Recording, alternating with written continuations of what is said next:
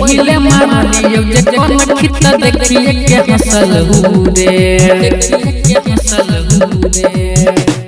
पहिले मारियो जे कोन खित देखिए के हंसल हुरे गेलियो डीजे पे गाना बजावला कमाल एक पतल हुरे गेलियो डीजे पे गाना बजावला कमाल एक पतल हुरे। म्यूजिक डायरेक्टर टुनटुन बाबू सलहा हाजीपुर वैशाली। नचे रहे छोरिया उलहंगा उठाई के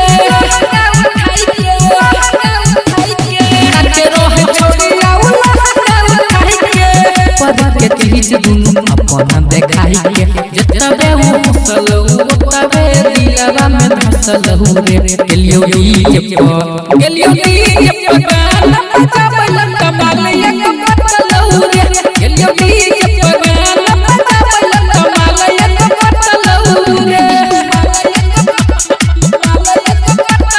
म्यूजिक डायरेक्टर टुनटुन बाबू सलहा हाजीपुर वैशाली।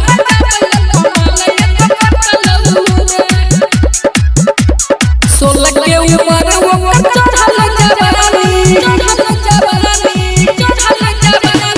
सोलह के उम्र वो चढ़ल जवानी देखिए के मुहावा में आवे छुपाना जतबे वो हंसल ओतबे है दिलवा में धसल हुरे गेलियो डीजे पे गाना बजावला